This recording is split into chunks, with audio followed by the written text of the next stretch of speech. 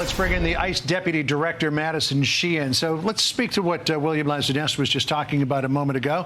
The fact that this 11th alleged co-conspirator with the people who attacked the Alvarado, Texas facility was not only awarded a green card during the Biden administration, despite, as William pointed out, a previous drug charge, but was a former DACA recipient as well, somebody who was allowed to come into the country to benefit from the largesse of the United States, and then is alleged to have helped out in what happened on Friday, which nearly resulted in the death of a police officer. Exactly. And what we saw here was this man was in his home and he was actually tampering with evidence when our officers went in with the FBI to be able to make this arrest. Then we find out that he's a green card holder. He received DACA.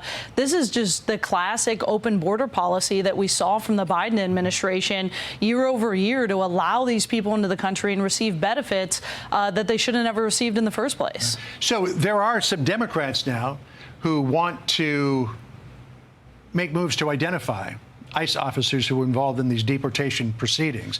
It's a so-called visible act. Here are the co-sponsors: Cory Booker, Alex Padilla among them, Richard Blumenthal, Tammy Duckworth. What this act would do would require a clear display of agency name or acronym when somebody is effecting an arrest, clear display of officer name or badge number, no face coverings that obscure officer's identity, with exceptions for safety or specific operations. Your response to all of this? I mean, these officers go out on the streets, they're fully identified. They identify themselves.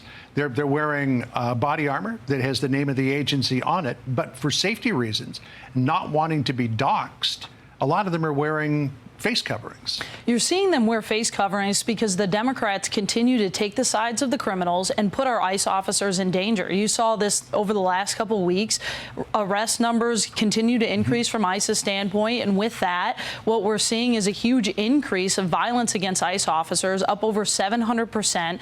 These ICE officers are serving the American people, putting the American people first, and the Democrats want to go after their families and their kids and dox them and make sure that they're unsafe.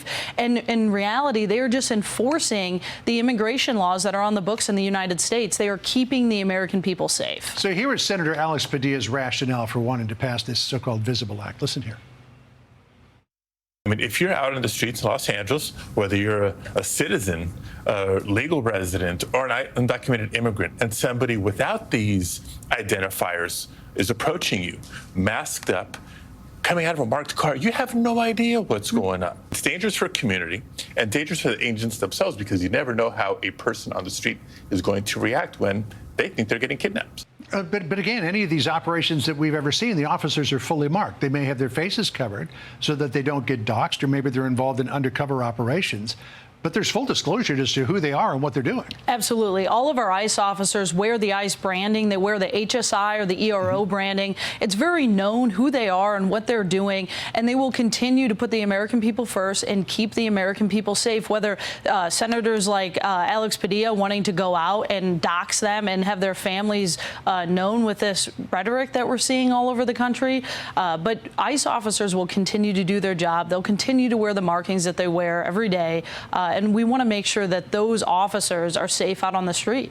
So let me ask you this quick final question. After what we saw in Alvarado on the 4th and what we saw in McAllen, Texas on Monday, where you had an organized group of individuals trying to shoot ICE officers and local police officers in Alvarado, and then another person came in an ambush attack in McAllen, that person was taken out. If all of these officers who were involved in these arrests were known to the public, how much would that increase the risk to them? Well, I think it would definitely increase, and I also think it increased based off the rhetoric that the Democrats keep pushing to their constituents and their followers. And that rhetoric is not helpful to ICE or to law enforcement in general. We saw a local PD officer get hurt in the attack, and it wasn't even an ICE officer, but they're paying a cost because of the rhetoric that the Democrats are pushing towards the men and women of ICE, and we're seeing that increase because of this rhetoric that you're seeing. All right.